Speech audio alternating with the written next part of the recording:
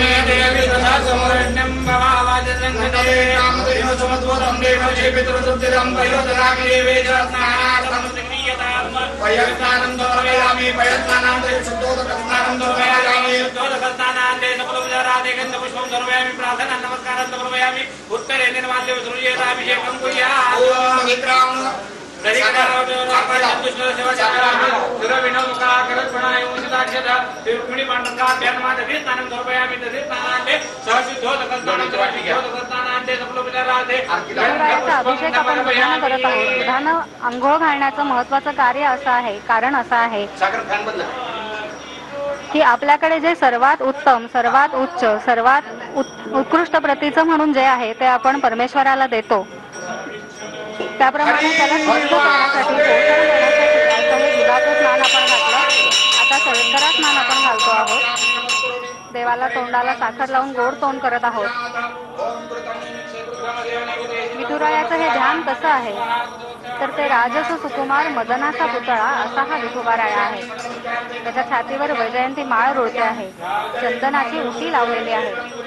पांडुरंगाच्या तेजापुढे प्रत्यक्ष सूर्यचंद्रही दिपून जातात। सर्वस्व देणाऱ्या मेघासारखा तो सावळा रंगाचा आहे।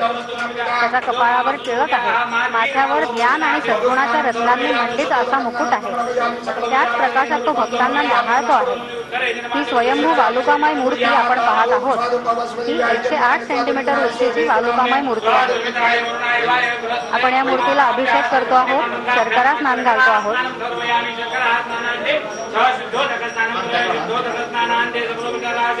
पुष्पं समर्पयामि प्रार्थना नमस्कारान् समर्पयामि नमः करोमि उत्तरेन्द्रवाद्योद्वैतनामे एकं कुर्यात् हरि ओम पंचामृतानं अभिषेक घालतो आहोत. कपाळावर गोपीचंदनाचा टिळा लावला जातो आहे. पुन्हा एकदा आपण दुधानं विठोबाला आंघोळ घालणार आहोत. हे दृश्य मोठं विलोभनीय दिसतंय बघा. म्हणजे कान्हा रामचंद्र दूध पिताना मुखातून आलेला ओघळ हृदयापर्यंत आला तेव्हा मोरोपंत म्हणतात, मंदाकिनीचा गगनी प्रवाहतो चंद्रप्रभा पांडुरकाय वाहतो. आता इथे तर प्रत्यक्ष सगळा मेघश्यामच दुधानं माखून जातो आहे, दुधानं ढवळतो आहे. तर त्याचं सौंदर्य ते काय वर्णावं. दुधानं अभिषेक होतो आहे पांडुरंगाचा.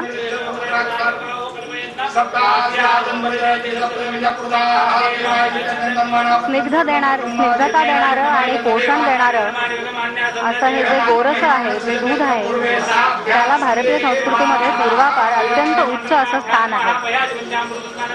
त्यानंच आपण पांडुरंगाचा अभिषेक केला आहे.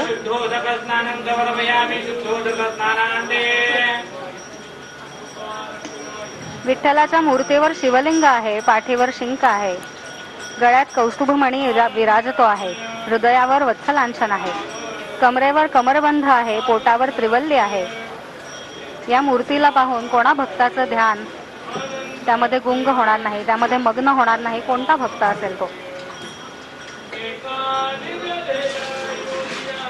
सुंदर ते ध्यान उभे विटेवरी करकटावरी ठेवून या, मकर कुंडले तळपती श्रवणी कंठी कौस्तुभमणी विराजित, गळा तुळसीहार कांते पितांबर, आवडे निरंतर हेची ध्यान, तुका म्हणे माझे हेची सर्व सुख, पाहिन श्रीमुख आवडीने. अशी आहे ही श्री विठ्ठलाची सहज सुंदर मूर्ती. ती गर्भगृहामध्ये प्रतिष्ठापित केलेली असल्यामुळे ती अचल आहे.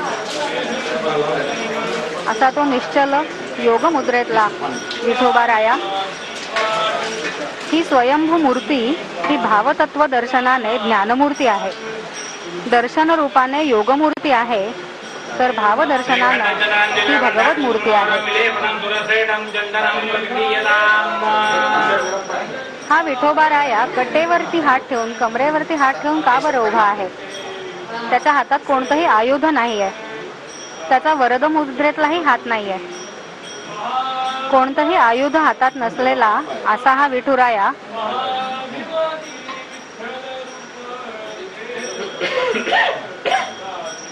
तो उदास नाहीये, तर कमरेवर हात ठेवण्याच्या योगानं तो दाखवतो आहे की मामेव ये प्रपद्यन्ते मायामेतान तरन्ति ते.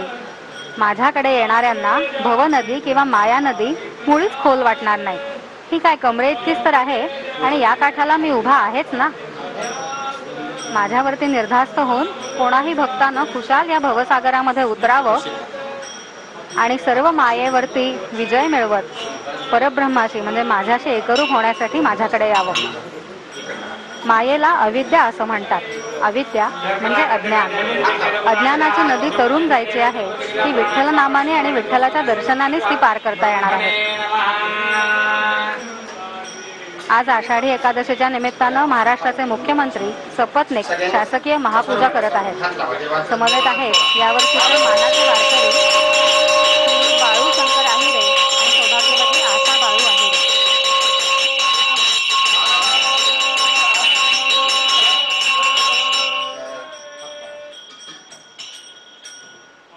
पंढरीची वारी आहे माझे घरी, आणि न करी तीर्थव्रत, व्रत एकादशी करीन उपवासी, गायीन अहर्निशी मुखी नाम.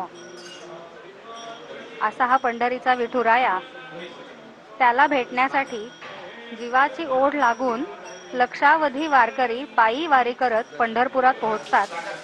त्या सगळ्यांचे प्रतिनिधी म्हणून आजचे मानाचे वारकरी श्रीयुत बाळू शंकर आहिरे आणि सौभाग्यवती आशा बाळू आहिरे.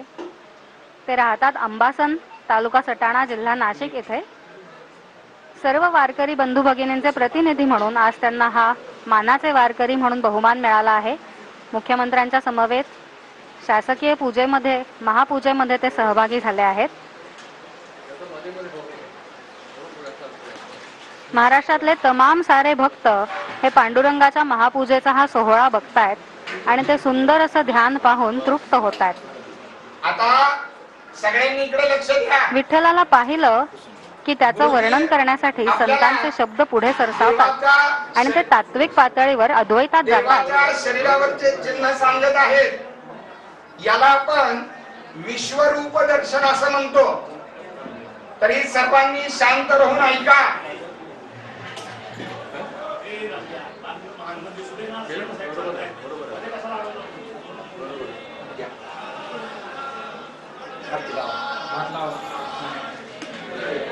वाट लावा.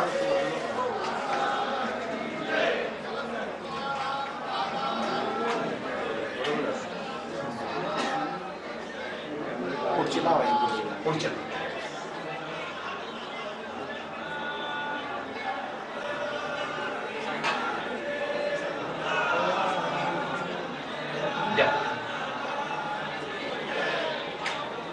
महाराष्ट्रातले तमाम सारे भक्त हे पांडुरंगाच्या महापूजेचा सोहळा पाहतायत आणि सुंदर ते ध्यान बघून तृप्त होत आहेत. भक्त पुंडलिकाने दिलेली विठ्ठलाला विटा आहे. पाहिलं देव विटेवरती उभा आहेत.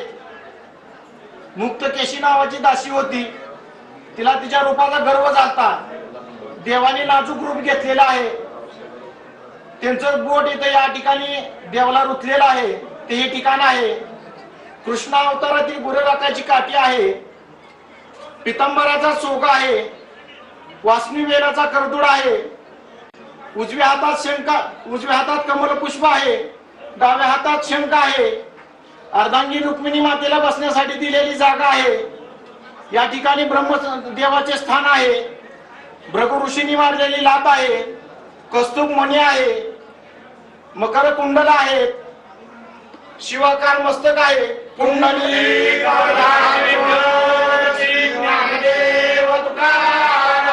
पंढरीनाथ भगवान की जय. विठ्ठलाच्या मूर्तीचं वर्णन आत्ताच आपण इथे ऐकलं. विठ्ठलाला पाहिलं की त्याचं वर्णन करण्यासाठी संत महंतांचे शब्द पुढे सरसावतात आणि ते तात्विक पातळीवर अद्वैतामध्ये जातात, पण भावनिक पातळीवर ते द्वैतातच असतात. जगद्गुरु शंकराचार्य पांडुरंगाचं रूप बघून म्हणतात, महायोगपीठे तटे भीमरथ्या वरम पुंडरीकाय दातुम मुनींद्रैः समागत्य तिष्ठन्तम आनंद कंदम परब्रह्मलिंगम भजे पांडुरंगम. आता इथे पांडुरंगाला मुख्यमंत्र्यांच्या हस्ते, माननीय मुख्यमंत्र्यांच्या हस्ते वस्त्र अर्पण करण्याचा सोहळा होतो आहे. पंढरपूर हे महायोगपीठ आहे. अधिपतीची पूजा वारकऱ्यांच्या हस्ते होत आहे. वारकरी सांप्रदायिक पद्धतीनं ती पूजा होते आहे. हे महायोगपीठ असं का बरं म्हटलं आहे, तर जिथे जीव हा शिवाशी जोडला जातो ते ठिकाण म्हणजे योगपीठ. इथे महायोगपीठ असं म्हटलंय कारण इथे प्रत्यक्ष परब्रह्म पांडुरंगाच्या स्वरूपामध्ये एका भक्ताशी म्हणजे पुंडलिकाशी जोडला गेलाय. प्रत्यक्ष शिवानं परब्रह्मानं जीवासाठी येणं हा महायोग, आणि म्हणून पंढरपूर हे महायोगपीठ म्हणून ओळखलं जातं. या विधियुक्त पूजेमध्ये आता पांडुरंगाला वस्त्र अर्पण करून वस्त्रानं नटवल्याचं काम केलं जात आहे.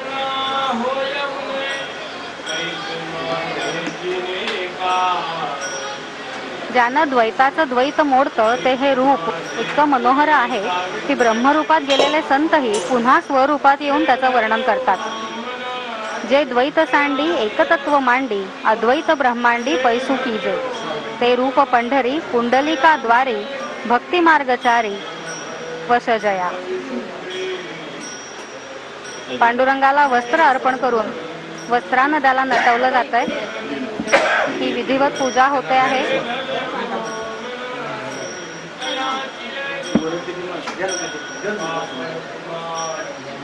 षोडशोपचारांमध्ये ज्या उपचाराचा 7वा उपचार म्हणून समावेश आहे ती वस्त्रपूजा आता होते आहे.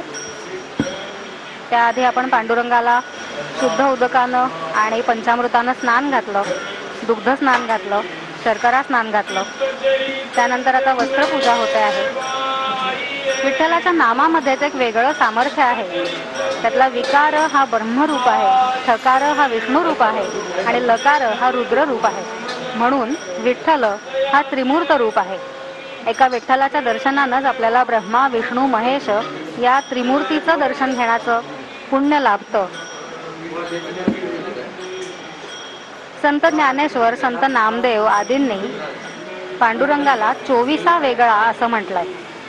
केशवादी चतुर्विंशती विष्णुमूर्ती ह्या चतुर्भुजच असतात, म्हणजे त्यांना 4 हात असतात. पांडुरंग मात्र द्विभुज आहे. विष्णूच्या सर्व 24 अवतारांपेक्षा तो वेगळा आहे. ओम नारायण स्वाहा माधवाय स्वाहा गोविंदाय नमः. यज्ञोपवीतं परमोपवीतं प्रजापतेः जमुरसादाय शंकरं भजवन्तं यज्ञोपवीतं बलमस्तेजः पश्चात्कण्ठे धारयेत्. ओम नराचम्य केशवाय स्वाहा नारायण स्वाहा माधवाय स्वाहा गोविंदाय नमः. जीर्णयज्ञोपवीतं विसर्जयेत्. ओम नरः आचम्य केशवाय नमः नारायणाय नमः माधवाय नमः गोविंदाय नमः.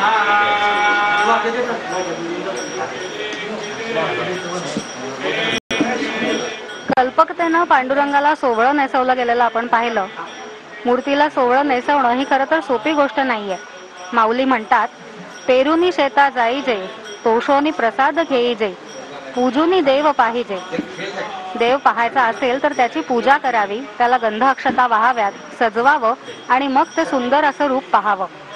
तसं पांडुरंगाचं मूळचं सुंदर असणारं रूप वस्त्रालंकारांनी अधिक सुशोभित करण्यात येतंय. गोपवेशातला पांडुरंग हा मुरलीधर गोपाळच आहे. त्याच्या खांद्यावर मोहरी, उजव्या हाती शंख आहे, काठी आहे. असा तो गायी गुजींना आनंद देणारा गोप आहे. विभुं वेणुनादं चरंतं दुरंतं स्वयं लीलया गोपवेशं दधानं गवां वृंदकानंददं चारुहासं परब्रह्मलिंगम भजे पांडुरंगम. आपण पाहतच आहोत की पांडुरंगाला मुकुट सुद्धा आता आपण घालून झालेला आहे. हा कसा मुकुट आहे त्याच्या वर्णन करताना जगद्गुरु शंकराचार्य म्हणतात, किरीटोज्वलत सर्वदिक प्रांत भागम. साऱ्या साऱ्या दिशा उजळून टाकणारा हा ज्ञानमय असा मुकुट आहे. खर तर श्री विठ्ठलानं शिवलिंगच मस्तकी धारण केलंय. श्री विठुरायाचे सर्वात महान भक्त म्हणजे श्री शिवशंकर. माऊली म्हणतात, तयाचेनी माथा मुकुट करी. पांडुरंगासाठी त्याचे भक्त इतके श्रेष्ठ पातळीवर आहेत की ते त्यांना मस्तकी धारण करतात. आणि असा हा शिवशंकरांचा शिवलिंगाचा मुकुट मस्तकी धारण करणाऱ्या पांडुरंगातून हरिहराचं ऐक्यच आपल्याला दिसून येतं. नाथांचा अभंग आहे ना, त्रिशूळावरी काशीपुरी, चक्रावरी पंढरी, दोन्ही सारखे सारखे, विश्वनाथ विठ्ठल सखे. मग जर जिथे परब्रह्म स्वरूप असणारे हरिहर हे दोन्ही एकच आहेत, तिथे त्यांचे अनुयायी, त्यांचे संप्रदाय शैव आणि वैष्णव हेही एकच तर असणार. एका समान तेजाचे ते 2 अंश आहेत. शैव वैष्णव हे दोन्ही एकच आहेत, हेही पांडुरंगाची मूर्ती आपल्याला सांगते आहे. पांडुरंगाची महापूजा बघताना त्याचं हे सुंदर असं रूप डोळे भरून पाहता येतं.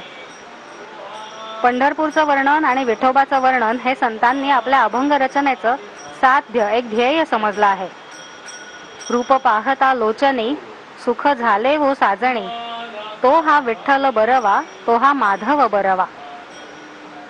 अभंगांच्या रचनेमधून विटेवरच्या सावळ्या शिळेतून चैतन्याचे मळे उमलले आणि त्याच्या सुगंधानं मराठी मनाचे गाभारे दरवळून निघाले. महाराष्ट्राच्या भागवत धर्माला ज्ञानदेवांनी आत्मतत्व, श्रुती, गुरु, संत आणि श्रोते या सर्वांना माऊली रूपात पाहिलं. चराचर विश्व जिच्यानं भरलं आहे अशा विठाई माऊलीला आपल्या डोळ्यामध्ये संतांनी साठवून ठेवलं आणि त्यांच्या शब्दांमधून त्याचं रूप सतत आविष्कृत होत राहिलं. ते हे सहज सुंदर रूप आहे. ज्ञानोबा माऊली त्यालाच विचारतात, तुझं सगुण म्हणो की निर्गुण रे? आणि पाठोपाठ उत्तरही तेच देतात, सगुण निर्गुण एकू गोविंदू रे. तत्वरूपानं निर्गुण असणारा पण दर्शन रूपानं सगुण असणारा हा पांडुरंग. म्हणून माऊली म्हणतात, सगुण निर्गुण एकू गोविंदू रे. पण त्याच्या सगुण रूपावरच्या प्रेमापोटी त्याला सजवणं, अलंकृत करणं, त्याचं कोड कौतुक करणं, हे सगळे आपण भाविक लोक करत असतो. त्यामध्ये आपल्याला परमोच्च आनंद मिळत असतो. म्हणजे एकीकडे सगुण रूपामध्ये भक्ती करणारा भाविक परमेश्वराला अत्युच्च कोटीवरती मानतो आणि त्याच वेळेला तोच भाविक, तोच भक्त त्या परमेश्वराला आपल्या अगदी कुटुंबातला सदस्य असल्यासारखं मानतो आणि त्याचे अत्यंत प्रेमानं कोड कौतुक सर्व प्रकारचे लाड पुरवतो. असं हे सगुण रूपातल्या भक्तीचं हे एक आगळं वेगळं वैशिष्ट्य आहे. म्हणजे खरं पाहता ज्यानं धनधान्य समृद्धी आपल्याला दिली, जो आपल्याला अन्न वस्त्र निवाऱ्यासह अनेक गरजा अनंत हस्ते पुरवून आपल्याला समाधानी सुखी ठेवत असतो, त्याला बोटभर कपडे देणारे, वस्त्राने अलंकृत करणारे आपण कोण? पण तरी त्यामागचा भाव जो आहे, ती त्यामागची भक्ती जी आहे ती सर्वात महत्त्वाची आहे.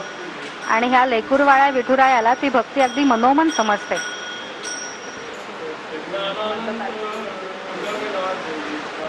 स्थूलही तोच आहे, सूक्ष्मही तोच आहे, दृश्यही तोच आहे, अदृश्यही तोच आहे, व्यक्त अव्यक्त सर्व सर्व काही तोच आहे.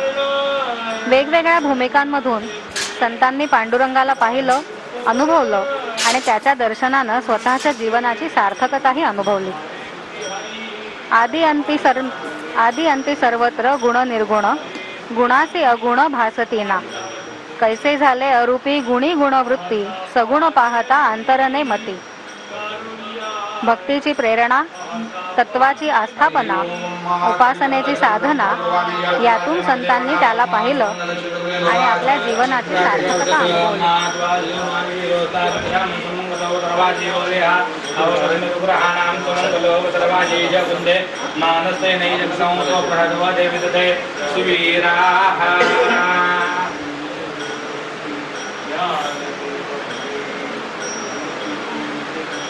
षोडश उपचारांमधली स्नान, वस्त्र, यज्ञोपवीत हे उपचार आपले करून झालेले आहेत. पांडुरंगाच्या महापूजेमध्ये आता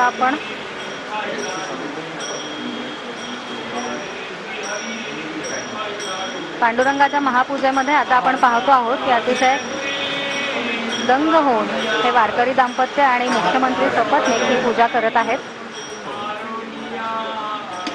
आता आपण चंदन समर्पित करतो आहोत परमेश्वराला. चंदनाचा टिळा आता पांडुरंगाला लावला जातो आहे. त्यानंतर त्याच्यावर बुक्क्याचाही टिळा लावला जाईल. चंदन स्वतः गंधित असतं आणि संपूर्ण विश्वालाही ते सुगंधित करतं.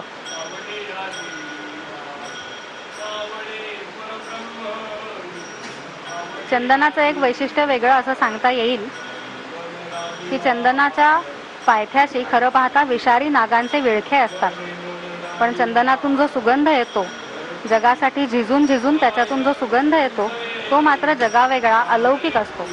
त्याच्यातून सगळ्या जगाला वेगळीच अनुभूती मिळते.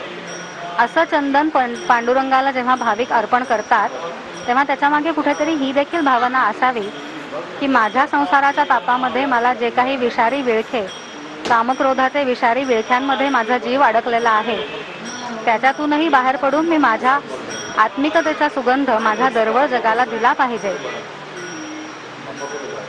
यासाठी चंदन जे स्वतः गंधित असतं आणि संपूर्ण विश्वाला सुगंधित करतं, त्या सुगंधाचं, सज्जनतेचं प्रतीक असणारं असं ते चंदन आपण पांडुरंगाला त्याचा टिळा लावतो आहोत. वारकऱ्यांच्या कपाळी असतं ते गोपी चंदनाचा टिळा असतो.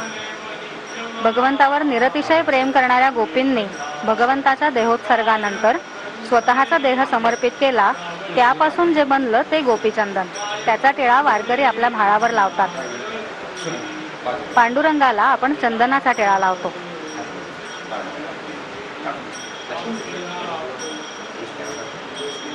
चंदनाच्या टिळ्यानंतर आता त्यावर बुक्क्याचाही तिलक लावला जाणार आहे. हा चंदनाचा जो टिळा आहे पांडुरंगाच्या कपाळीचा, तो चिन्मय टिळक आहे. तो चिन्मयाचं प्रतीक आहे. सच्चित आणि आनंद ह्याच्याने जो भरून गेलेला पांडुरंग आहे त्याला आपण गंधानं गंधित करून गंधयुक्त केलेलं आहे.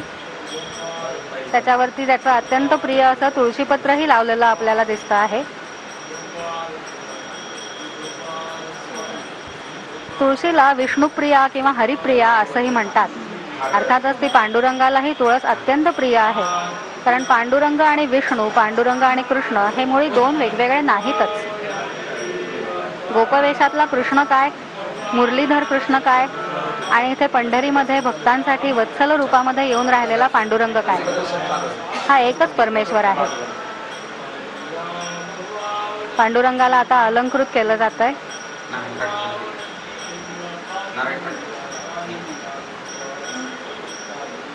त्याच्या गळ्यामध्ये वैजयंती माळ तर आहेच. स्वयंभू मूर्तीच्या गळ्यामध्ये वैजयंती माळ आहे.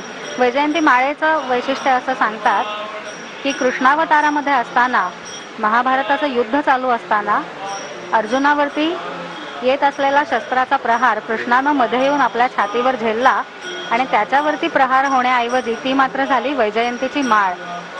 ती वैजयंतीची माळ विठ्ठल रूपामध्ये सुद्धा इथे पांडुरंगाच्या छातीवरती रुळते आणि सगळ्या भक्तांना तो त्यांच्यासाठी कसा पाठीराखा आहे, त्यांचा संरक्षण करता आहे याची जाणीव करून देतो. अशी तुळशीची माळ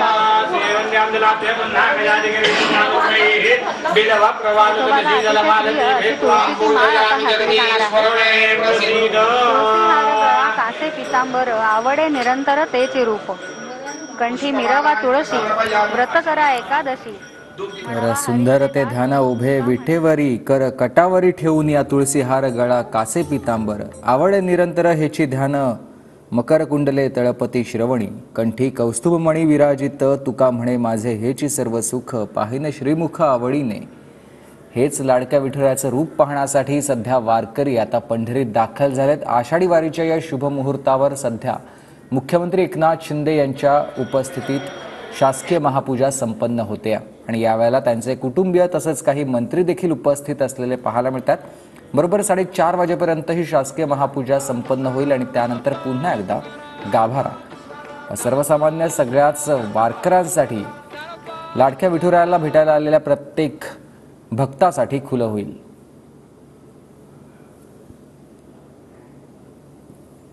आषाढी एकादशीच्या या महासोहळ्यासाठी तब्बल 20 लाख भाविक पंढरीत दाखल झालेले आहेत आणि आषाढी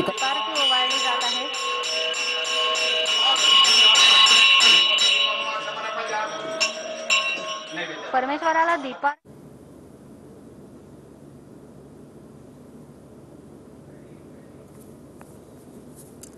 तर आषाढी एकादशी आणि या एकादशीचं हिंदू धर्मामध्ये सर्वात पवित्र आणि महत्त्व आहे. वारकरी विठ्ठल भक्त ज्या सोहळ्याची, ज्या तिथीची अगदी डोळ्यात प्राण आणून वाट पाहत असतात तो दिवस म्हणजे आषाढी एकादशी. आणि गेल्या 15 दिवसांपासून पायीवारी करून आलेल्या, दमलेल्या, थकलेल्या डोळ्यांना आता विठू दर्शनाची आस लागलेली आहे. शासकीय महापूजा सुरू झालेली आहे. मुख्यमंत्र्यांच्या उपस्थितीत ही पूजा संपन्न होते. दान द्यावं अशी कुठेतरी सुप्त प्रार्थना आपण करतो.